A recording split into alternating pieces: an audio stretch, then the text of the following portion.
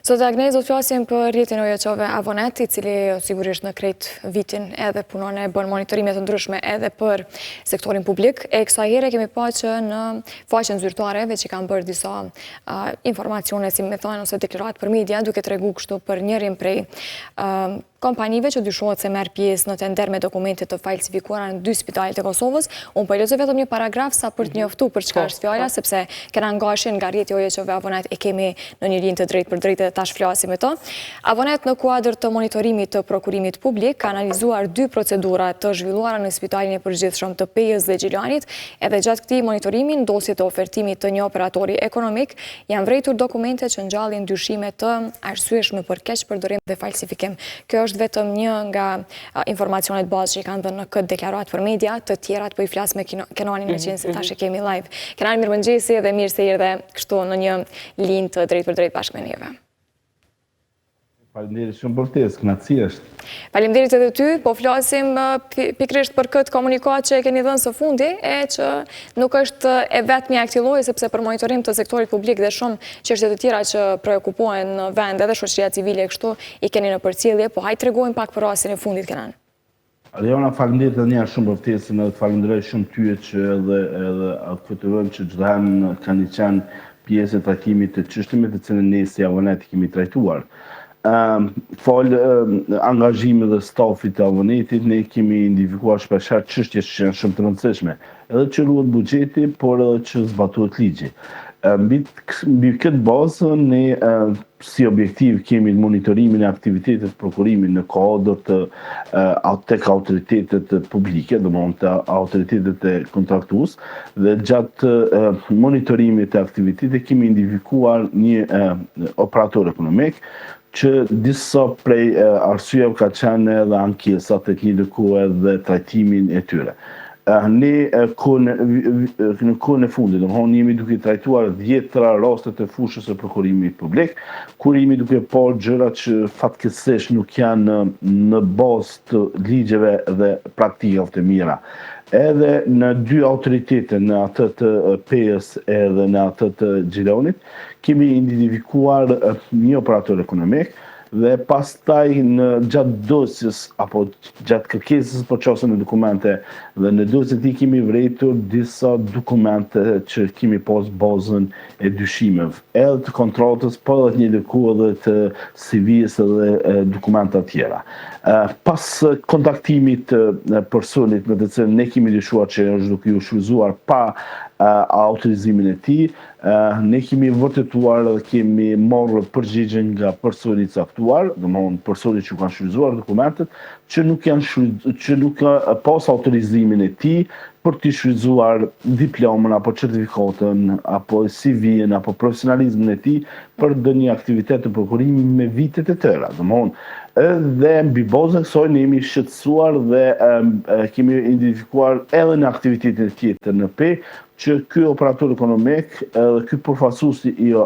këtij operatorit ekonomik ka shfrytzuar dokumentet jo vetëm në këto 2 raste, po sipas asaj që po identifikojmë ka në shumë aktivitete që janë shfrytzuar dokumente pa autorizimin dhe pa dijenin e tij, dhe kjo është I keqpërdorim I madh në prokurimin publik, e që me Kodin Penal të Republikës Kosovës është I sankcionuar edhe me 2 vepra, edhe që ka bërë deklarim të rrajshëm që ka nënshkruar deklaratën në mbetim, por edhe një kohë që ka bërë dokumentat edhe ka keqpërdorur dokumentat që I bie keqpërdorim në prokurimin publik dhe mashtrim. Tash në këtë rast me qenë se veç janë bë gjetjet, Kenan, hapa tutje cilë do t'jenë, sepse një farë forme e mirë është që është ngrit vidhja që sato pak ti raportojmë edhe këto raste kur kemi të bëjmë qoftë me falsifikim apo gjetjet të tjera që janë në dëm të punës së gjithë secilit edhe në çfarëdo sektori. Kështu që lajmërimi është I mirë në këtë rast. Tutje çka do të bëhet? Ne momentin që bëjmë deklaratën për media, ne kemi si praktik të brendshme të Avonetit që bëjmë kërkesë për iniciatim të hetimit në prokurimin e shtetit dhe kërkojmë që të hetohet dhe të marrën masat. Në ditën që bëjmë kërkesën për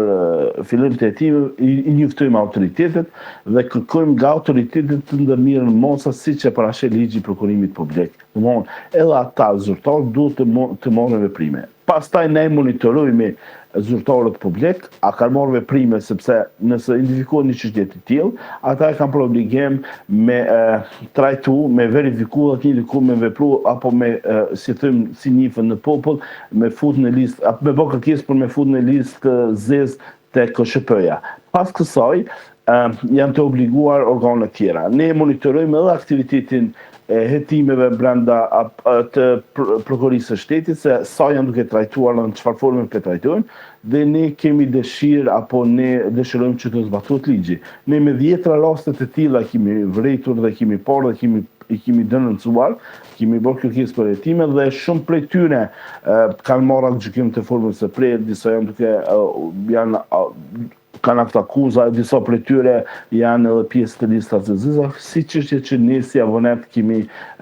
inicuar dhe kemi hulumtuar raste. Çka flet ky rast Kenan, por edhe shumë të tjerë që po i përmendni, ndoshta për këtë lehtësinë e të falsifikuarit të dokumenteve në vend? Unë kam kërkuar nga prokuria e shtetit edhe nga autoritetet që të rrisin mosa ndëshkuese ndaj këtyre operatorëve, këtyre përfaqësuesve të operatorëve ekonomik, për arsye të tilla. E para, në Kosovë ka shumë operator të përgjithshëm dhe ndërgjithshëm që ndoshta hinë në obligime kredia për t'i paguar tatimet, për të mos pasur dokumente të falsifikuara dhe aplikojnë dhe ofertojnë me oferta shumë serioze, kurse shumë operatorë të tillë, siç është rasti i tillë, ofertojnë me dokumente të falsifikuara, me përmbajtje të rrallënshme, pa autorizime dhe një dikush i morrin apo në shkruajnë kontratat me autoritetet. Kjo është në kundërshtim me parimet edhe të demokracisë, edhe të llogaridhënies, edhe të përgjegjësisë. Domthonë, atyre operatorët të ndershëm dhe të përgjithshëm që janë, nuk kanë fatin të nënshkruajnë kontrata me autoritetet kontraktuese, kurse operatorët që janë, apo që mund të janë të kategorisë të tillë, marrin kontrata me paranë publike, domthonë dedikimi atyre parave me të cilën ndahen për aktivitetet e prokurimit janë për punë me të cilën duhet të kryen edhe për operatorët që meritojnë dhe janë të përgjithshëm dhe ndërgjithshëm. Kështu që në shumë raste nuk kemi raste të tilla, ju e keni vërejtur shpeshherë në kronikat e juaja dhe të shumë televizioneve të Republikës Kosovës që ngrisin çështje të tilla dhe të njëjtë kohë shprehin shqetësimet për mos vlerësim e mos dhënie të kontrata të tilla nga operatorët e përgjithshëm, por mua mbetet përgjithësi si qytetarë, një kuestione organizative qeveritare, të identifikojmë edhe të bëjmë publike, edhe pse ju e dini shumë mirë që trajtimi i fushës së prokurimit publik në nivel vendi është çështje pak shumë e rrezikshme sepse po flitet për paranë publike, shpeshherë ne normë kërcënime edhe forma të tjera të ndryshme nga këto operatorë ekonomik, në mënyrë tërthore apo në mënyrë direkte, dhe për neve mbetet shqetësim edhe rrezik nga këto operatorë pa përgjithshëm, por shkak që ata nuk përjashtojnë mundësi dhe forma ndryshme për të na sulmuar në format më të këqija të mundshme. Dhe çai bie që edhe prokuria e shtetit dhe policia e Kosovës duhet të rrisin mosat e tyre më të mëdha ndaj këtyre operatorëve dhe përfaqësuesve të operatorëve ekonomik. Po, qëndrojmë edhe pak te mosat ndëshkimore, meqense edhe keni bërë këtë kërkesë duke u bazuar në krejt rastet që i keni gjetë e hulumtu. Konkretisht mosat që keni kërkuar të vihen për këta operator. E para, mos bëhet përjashtime. Ne kemi identifikuar që në Kosovë ka prokuror që trajtojnë në mënyrë profesionale çështjet e prokurimit publik dhe kemi po raste që edhe nga gjykata, po kemi raste që ka prokuror që si thojnë populli nuk kanë fije dije në fushën e prokurimit publik, ndoshta një pras shumë e rëndësishme që të jetohet ta mbyllë raste të tilla, apo një gjyqtar konsideron që nuk ka bërë mashtrim apo nuk ka bërë deklarim të rrjedhshëm. Duhet të rritin mosat. Prokuria e Kosovës edhe Këshilli Gjyqësor dhe Këshilli Prokurar duhet t'i trajnojë prokurorët e caktuar të fushës së prokurimit që të kenë profesionalizëm më të madh, njohje më të madhe në fushën e prokurimit publik dhe të shqiptojnë